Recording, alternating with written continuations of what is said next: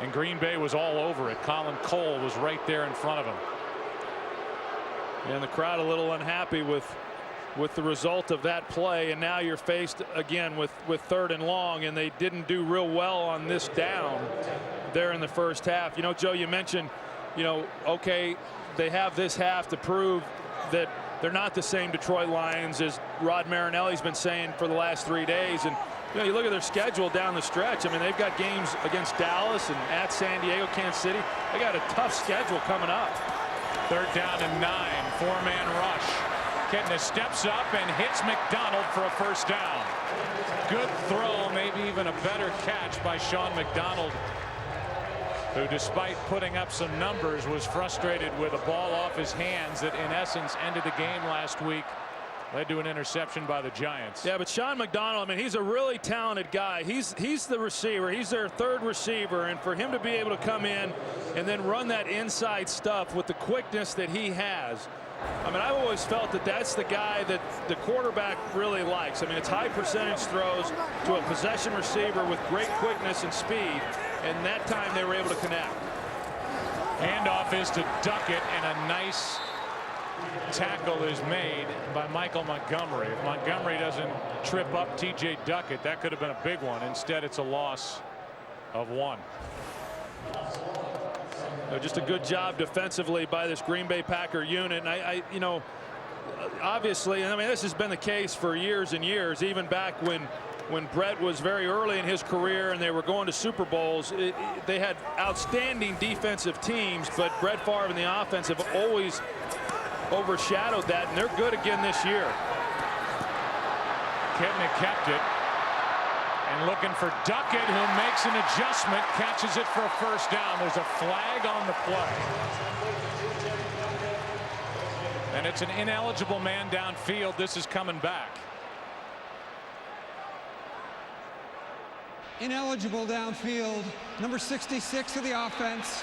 5-yard penalty, 2nd down. To right guard Stephen Peterman on that long developing play, and he just could not stay at the line. And that happens sometimes when a quarterback starts scrambling around, and that's the 2nd time now they've been able to make a play, and then someone along the offensive line has brought it back. I mean, Kitna was looking to his front side, hoping to get a big play down the field, but a good job by him keeping it alive and then making a pretty good throw there to TJ Duckett. 2nd down and 16. That's only the 2nd penalty called against the Lions in this game.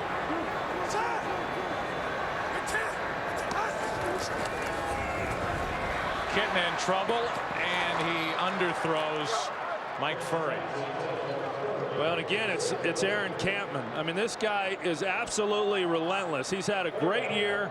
He had a great year last year. Was 2nd in the National Football League in sacks, and you know, this is the way that he plays. It's just every single down. There are times, we saw him earlier where he came underneath. That time he continued over the top. But I know that there are defensive linemen in this league that take plays off, and Aaron Campman never takes plays off. You could put a camera on him every single snap, and he's going to be going 100% every time. 4 tackles, 2 sacks for a guy who is not invited to the Combine or the Senior Bowl, and it's just not working now. That play was either going to be a false start or a delay of game. Saipaia. False start, quarterback. 5-yard penalty, 3rd down. That makes it 3rd and 21. So every time you think the Lions are creeping back in, getting some traction underneath them offensively, mistakes, pressure, and backward they go. Yeah, that's what's happened throughout this game. And you know, you're right. You said it best, that they start moving it. They're making progress. It looks good. They got to drive. They're starting to sustain something, and then they have a series of bad things happen. Kitna's in trouble again. Underneath, Kevin Jones has got a mile to go for a first down and won't get there. Aaron Rouse on the tackle, and ball is at the 34. They are in field goal range for Hansen. Again, pressure by Aaron Campman on that 3rd down play. Yeah, Campman is the one who flushed him out of the pocket, and then you're going to see Jenkins here, number 77, who winds up putting a pretty good hit on him right there at the very end. You know, and John Kitna, and it's true for most quarterbacks. You don't mind getting hit if you're getting throws off and you're making big plays down the field. He's taking a lot of hits today, but he's not making anything happen. 52-yard try for Hansen. Certainly within his range. Gets into it and just absolutely drills it. Career long on 56. That thing had plenty of leg.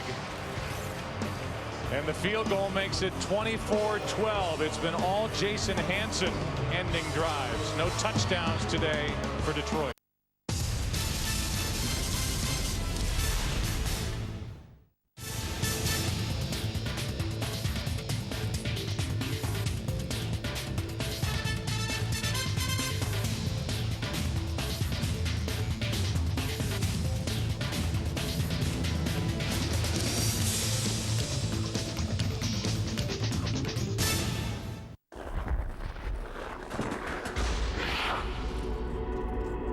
What do I control? I don't control the bumps and the bruises, the crowd, or who covers me. I don't control the bounces, the shootout order, or for that matter, what happens outside the rink. There are a lot of things in life I don't control. But then again, there are some things that I do.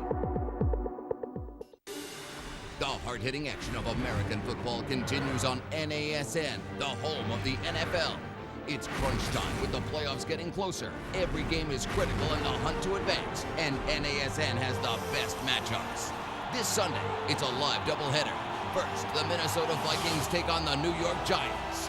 Then the Baltimore Ravens head to San Diego to battle the Chargers. Coverage begins with Sunday NFL Countdown, live this Sunday on NASN.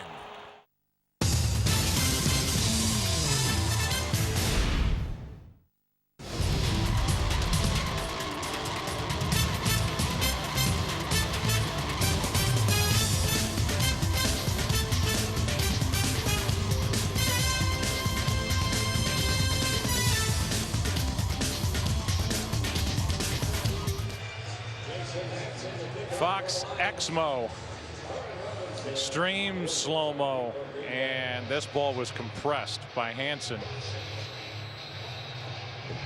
And for Jason, he's been the finisher. That's not good news for Detroit. They need touchdowns. Down by 12 now. Hansen's all charged up on a Thanksgiving as Corin Robinson takes a knee. A little frustration for Detroit, no doubt. Kitten has had a long, painful afternoon so far, and his offensive coordinator telling him to hang in there.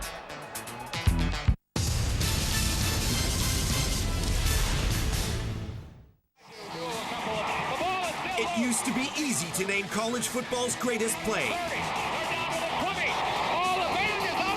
But now there's a new contender to the crown.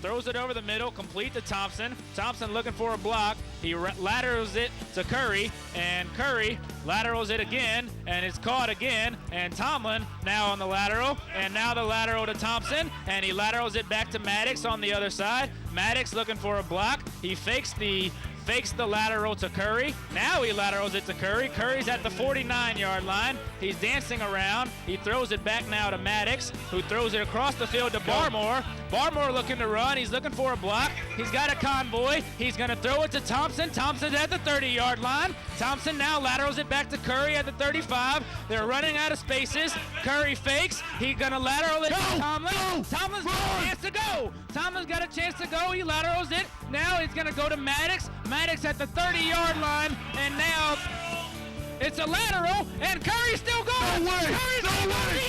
It's a touchdown! It's a touchdown! Scores! The game is over! See all the best college football action live on NASN.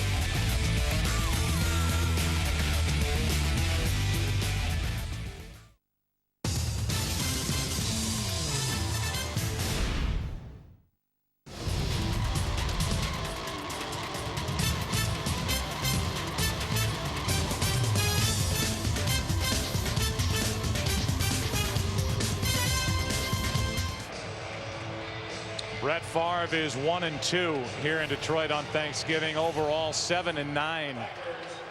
in Detroit. 3-2 here at Ford Field in its 6th year, and 14 of his last 14. Packer record is 18 straight completions, held by Lynn Dickey and Don Mikowski. On first down, is it 15 straight? Wow, what a throw to Jennings. If you're going to complete 15 straight, there's got to be somebody on the other end catching them and hanging on. And Greg Jennings is the latest to do that for Favre as he sets a career high. You know, I laughed when you told me. When I figured that he held that record too. I mean, it's got to be the only record that he doesn't hold, you know, in the Packer record books. But you know, you're right. Not all of them have been short passes. This one certainly was not either. A well-thrown ball, you know, between the two people. And you know, I just think Brett Favre right now is you know, he's always been a confident guy, and you don't want to overstate it. I just think that he's playing with as much confidence as he ever has. Blitz from Sims and a screen for Grant, who is knocked down by Kalimba Edwards. Why, you don't think announcers sometimes go overboard with Brett, do you? Once in a while. December 2nd, college football's greatest teams find out who they will play. Just look at him, the way the lights glisten off his helmet. Anyway, yeah. Football's greatest games, a live primetime special you can only see on Fox, the All-State BCS Selection Show, Sunday, December 2nd at 8 Eastern, 5 Pacific. Brett played at Southern Miss. Second and 10. And incomplete. They're going to throw a flag. Coverage by Travis Fisher. And Driver wanted the flag, and he got it. That's against and that will Fisher. Keep the streak Interference, alive. Defense, number 21. Ball will be placed at the spot of the foul. First down. Well, we've seen them go after Travis Fisher a few times already in this ball game, and you know, I don't think there's any question that Travis Fisher was holding him, you know, while he was trying to come out of the break. I think it was a pretty good call.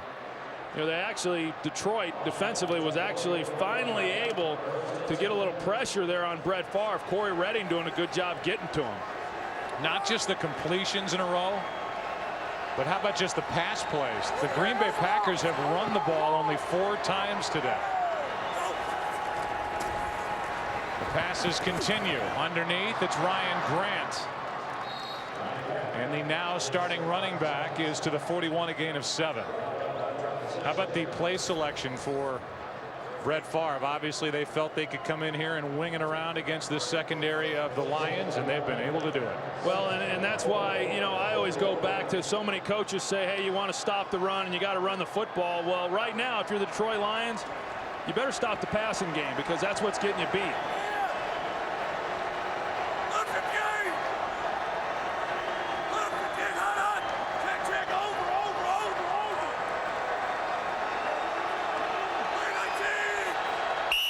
That's going to be against Detroit.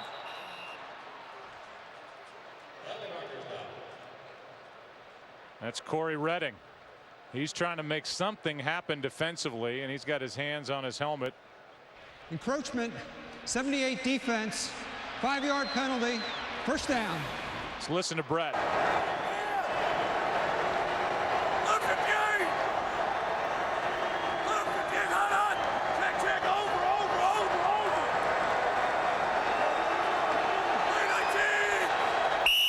You know, we heard him say over.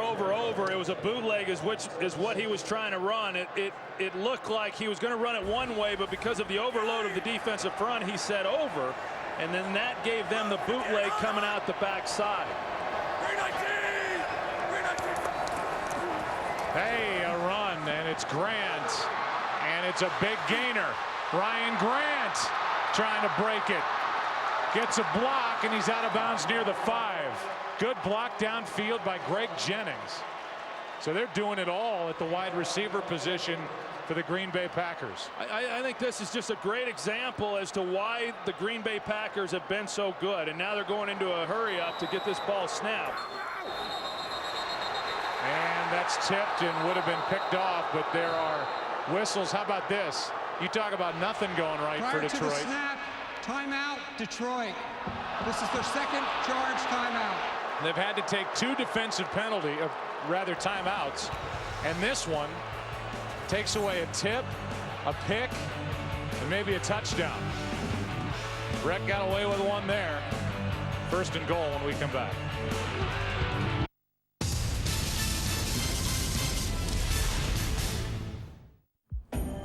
Is this the year the Cup comes to Buffalo? To Carolina? To Pittsburgh? Is this the year someone scores 50 and 38? And 37? In 36? Is this the year someone scores 200 points? Is this the year kids start taping their sticks like Stahl? Is this the year someone scores 93? Is this the year a forward becomes unstoppable? Is this the year a goalie stops everything? Is this the year we finally figure out who's dad's favorite? Is this the year? Is this the year? Этот год? Is this the year? Is this the year?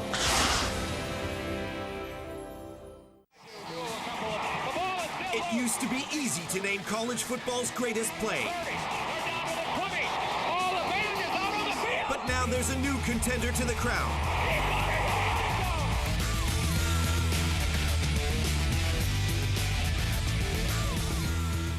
Barmore throws it over the middle, complete to Thompson. Thompson looking for a block. He laterals it to Curry, and Curry laterals it again, and it's caught again. And Tomlin now on the lateral, and now the lateral to Thompson, and he laterals it back to Maddox on the other side. Maddox looking for a block. He fakes the lateral to Curry. Now he laterals it to Curry. Curry's at the 49-yard line. He's dancing around. He throws it back now to Maddox, who throws it across the field to Barmore. Barmore looking to run. He's looking for a block. He's got a convoy. He's going to throw it to Thompson. Thompson's at the 30-yard line. Thompson now laterals it back to Curry at the 35. They're running out of spaces. Curry fakes. He's going to lateral it to Tomlin. Tomlin's got a chance to go. Tomlin's got a chance to go. He laterals it. Now he's going to go to Maddox. Maddox at the 30-yard line, and now it's a lateral, and Curry's still going. No way! Curry's No way! It's a touchdown! It's a touchdown! Scores! The game is over! See all the best college football action live on NAS. So 1st and goal from the 5. And the handoff to Grant. Rodgers in on the stop with Kalimba Edwards, a gain of 2, 2nd and goal. You know, you look at this Detroit team, Joe, when they came out of second half, you know, Pam Oliver talked about, you know, Rod Marinelli talking to them and what they needed to do and get a little bit more emotion about them. And, you know, we've not seen that. They just, this Green Bay Packer team has just apparently taken the life right out of them.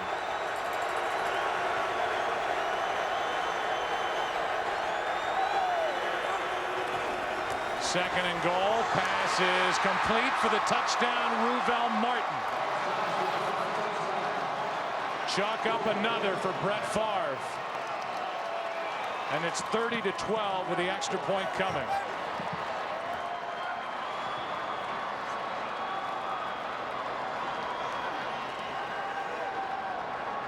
"18 straight completions from Brett Favre, which ties the Packer record. And it has been a long Thanksgiving for the secondary for the Detroit Lions. They have been picked apart. And really, Troy, when we talked about it coming on the air, we talked about the pressure that needed to get there from the defensive front for Detroit. They haven't gotten there, and the secondary has been totally exposed. Yeah, well, I mean, this time you get Tony Beckham on Ruvel Martin, and that's really what Green Bay has done a good job of in this game, is they have spread them out, and they've gotten the matchups that they were hoping to be able to get. They felt that when, you know, they get to their 3rd, 4th wide receiver, that, you know, Detroit just can't match up. And I think that Rod Marinelli would tell you the same thing. I think he would tell you coming into this game that, you know, we can't hold up if they're going to spread us out, and we can't then get pressure on the quarterback, which is exactly what has happened. And then, you know, offensively, I mean, the offense for the Detroit Lions is really what drives this team. And when they're not going, and when they're not moving the football and coming away with points, it makes it hard, especially then when your defensive front, which is the strength of the defense, isn't being as dominant as what they typically can be.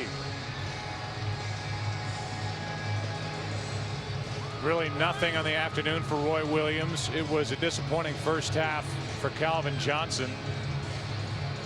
Has a catch in this second half, but John Kitna has been banged around yet again. Under 2 to play in this third quarter, and thinking about taking a knee, but taking it out is Kaysen, who has a big one today, and he's out to the 21.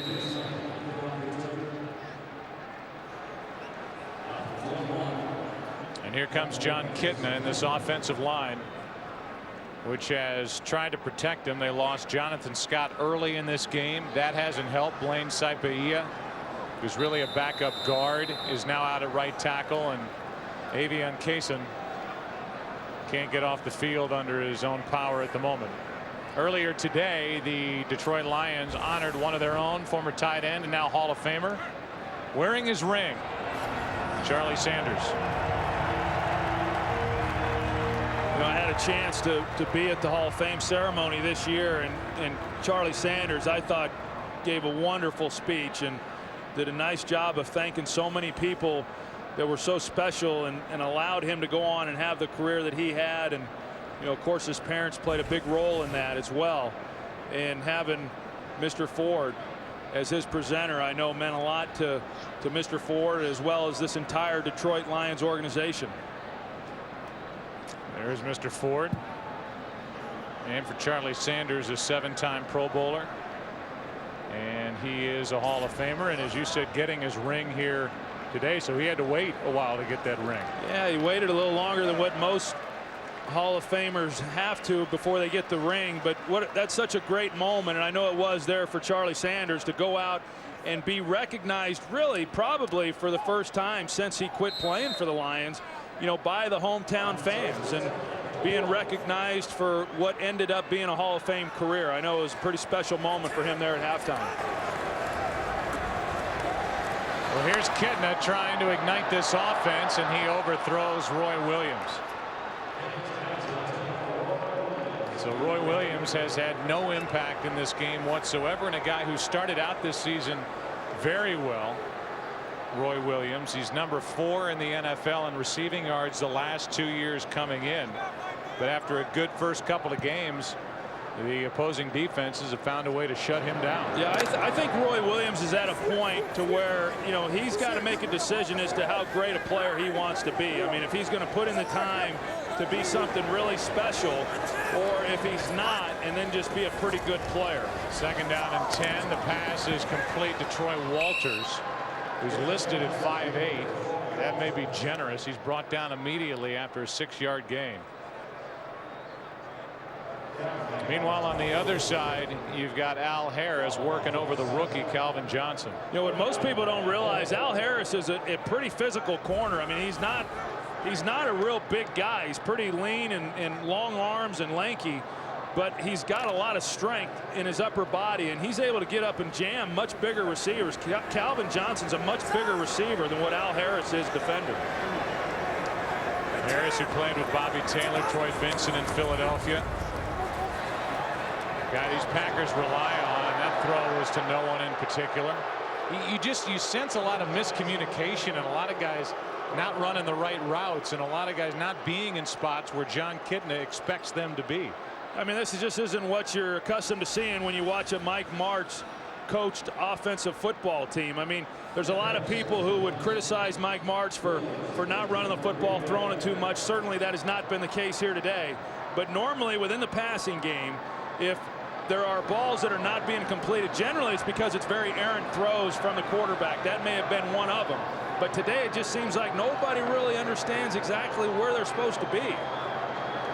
Harris will punt it. Tremont Williams takes the place of the injured Charles Woodson. This one is off the side of the foot of Nick Harris, and it's only a 39-yard punt. So this offense comes back to the field, and Brett Favre deserves to have a highlight package dedicated to the kind of day he's had today. Well, I talked about it on the pregame show, and I think, you know, I don't think there's any question that Tom Brady is going to take home the league MVP trophy. I mean, I think that's going to be hands down unless he just collapses here over the last 5-6 ball games. But I think when you look at a guy who's meant the most to his team, you know, Brett Favre, I don't want to say single-handedly, but he's held this thing together with a lot of young players and a lot of shuffled players along the offensive line.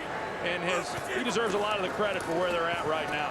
Going to put it up again. It's a completion to Ryan Grant. Sims brings him down. You know what's been as impressive? And now penalty flag comes in at the end of the play.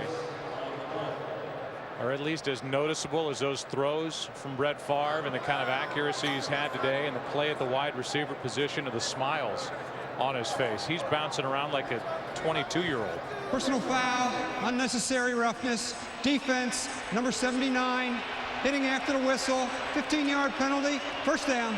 Another sign of frustration on the part of the Lions. And the other part of that, Joe, is those smiles and the way that Brett has played throughout his career is for real. And you know, the part that I like, you like the smiles, the part that I like the best is that I don't hear anybody asking him if this is his last year. You know, I mean, it's kind of a nice thing that Brett, you know, we had him in our meeting last night. You don't even think about asking him if this is his last year. How could it be, the way that he's playing and the team that he now has around him? 19 straight completions. You know what Favre would do if you asked him if he was going to retire at the end of the year, Troy? He'd smile. How can you ask me that question? For 2 years in a row, they said, hang it up. Come on, let Aaron Rodgers take over. It's finished. Let it go, Brett. What a season. What a day here on Thanksgiving. End of 3.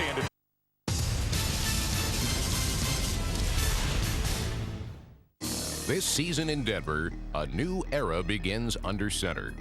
With Jay Cutler firmly established as the quarterback of the future, the Broncos know a return to the postseason is well within reach.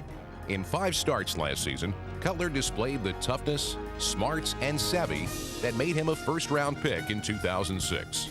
In a city where the legend of John Elway looms large, Cutler stands ready to create a legacy of his own and restore Super Bowl glory to Denver. XGames.com is the year-round online destination for action sports from around the world. We've got the latest vids, bios, photo galleries, and news 24/7, 365.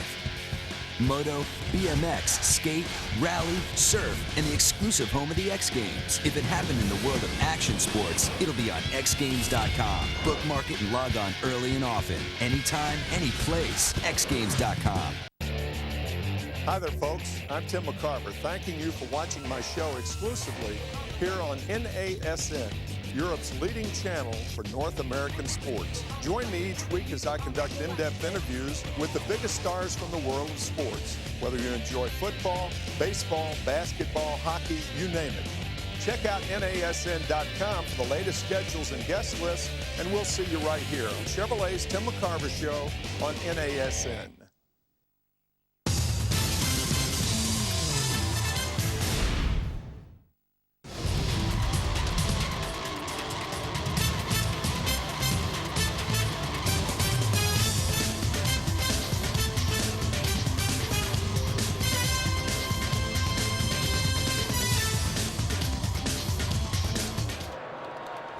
Wisconsin native and Packer fan Matt Kenseth finished 4th in the 2007 Nextel Cup chase here at Ford Field. 2nd down for Green Bay, and Ryan Grant takes it to the 45. Let's go down to the field and Pam Oliver. Joe, at this stage, pride is starting to be an issue for the Lions defensively. Helmets were flying as the defense gave up that last touchdown. Boss Bailey threw his a couple of times. Finally, defensive coordinator Joe Barry had seen enough when he gathered up that group. He spoke of just doing fundamental things at this point. Then he puffed his fist and encouraged the defense to just keep on fighting, adding, "We'll be fine." Back to you. All right, while we were down checking in with Pam, there was a penalty flag. There is no foul on the play. And Scott Green tells us that despite the flag, there is no foul on the play. Well, Brett Favre fumbled the ball on Green Bay's first play from scrimmage, and he hasn't done much wrong since. Tripp getting away from the line.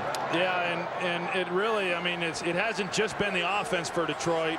You know, the defense hasn't played very well either. I mean, I know there's a lot of frustration, but I don't know that it could be targeted to any one specific group. 3rd down and 6. Driver makes the catch, has a first down, and is not content. Down the sideline, Donald Driver out of bounds inside the 10. They'll mark him at the 5. Keith Smith downfield to avoid the touchdown against Detroit, as Donald Driver has a 40-yard catch and run. Yeah, you're going to see Donald Driver. He's going to come across your screen from the left on a crossing route, a real staple in this West Coast offense. And then it's just good blocking down the field. I mean, you got Ryan Grant down there. He's picking up a defender, and then Donald Driver up the sideline. This group and this team just works so well together. It's very obvious they're unselfish, and they like playing together. Favre lobs it. Corin Robinson makes the catch. Incomplete, out of bounds. Looked like a good call initially, and we'll take another look on the replay. Yeah, he goes up and is able to make the catch, it looked like, and is he able then to stay in bounds? And a good call. You know, I thought it was a great piece that Pam Oliver did on Corin Robinson there on the pregame show, and talking about what he's been through. And you know, he got reinstated a couple of weeks ago and joined the Green Bay Packers, and you know, I hope he's on his way, as he says, and you know, he's gotten another chance. Here's Grant, brought down at the 2. By the way, the streak for Brett Favre ends at 20 straight completions, and you read my mind. I was going to say the same thing. Great work by Pam, and then to involve not only Corin and his family, but Brett Favre, who's been through a similar situation, and Mike Holmgren, his former head coach up in Seattle. It makes you root for a guy like Corin. Well, it sure does, and I think what that piece pointed out is that he's got a real support network that wants to see him do well, including his wife, and you really do root for guys like that, and you hope that he's well on his way. 3rd down and goal. Jennings, and well played defensively by Keith Smith. Would not let Jennings outfight him for the football. It's 4th down. See, now if you were in New England here, you just go for it.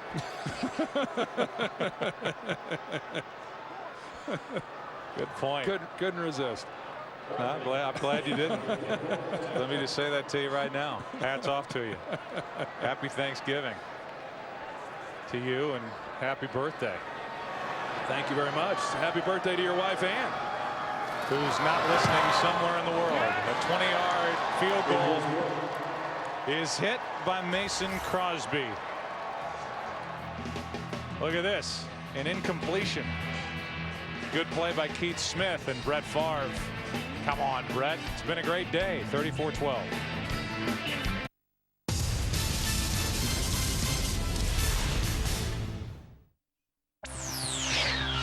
NASN Trivia Timeout. Who is the only player to kick the game-winning field goal in 2 Super Bowls? Stay tuned. The answer is coming up. Cubs and Yankee fans are like oil and water. Cubs and White Sox fans at the same dinner table? Bad idea. Despite their differences, fans do have one thing in common. Their heroes all wear Majestic Athletic, the official uniform supplier for all 30 Major League Baseball teams. Available now all over Europe at NASN.com.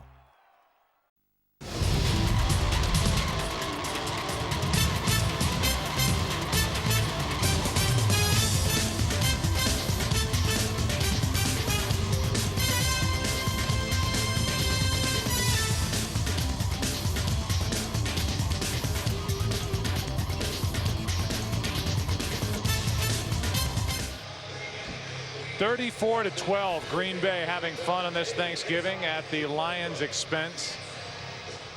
On their way to a 10-1 start, while Dallas also 9-1 at the start of the day. They play the Jets coming up. Avian Kaysen on the return, and he is upended by Walker. Well, as has become tradition, whether it's us here at Fox or before us with Pat and John and the Turducken and CBS with Phil's Iron Award, we came up with this thing. Well, it started when we began working together as kind of a spoof on, you know, all these awards that get given out on Thanksgiving. I mean, there's my buddy Chris Collinsworth. He modeled for our original Galloping Gobbler version 1. And then we took some grief for it because they thought the bird was so ugly that we finally fell in like the rest of them and just trying to present something that someone would want to actually display. Here's Calvin Johnson with a catch and a 1st down. So wait a minute, you're now agreeing with me that we did kind of succumb to the pressure. I thought the whole point of it initially was to have the most ridiculous award we could find. It started out that way, and then it turned into this, and I'm still not certain about this because we showed it to Brett Favre, and he did not tell us if he were to win this, if he would actually put it on his mantle. Here's Kitna running, being brought down from behind by Jason Hunter, a gain of 6. You know, and I thought the galloping gobbler, I guess we're still referring to it as that. I mean, you got 3 MVP trophies, you got a Lombardi trophy there on that mantle somewhere that, you know, may not blend in color-wise, but still just as prestigious, don't you think? No doubt. The only guy who was ever excited to win it was Dre Bly of the Detroit Lions years ago, and now penalty flag comes in. That could be a face mask on the end of that as Kaysen made the catch and run. Frank Walker brought him down and looked like he had a handful of face mask. Personal foul, number 41, defense, horse collar tackle, 15 yards from the end of the run, first down. So they get him on the horse collar, which is reaching in from behind underneath the pads and bringing him down. So it was not the face mask, it was the shoulder pads. Yeah, anymore, you know, they changed that rule this year, whether it's shoulder pads. That's what it was last year. It had to be the shoulder pads, and then it got so difficult to try to then enforce that they decided that even if you just have the jersey, they're going to call horse collar on that as well. And I think it's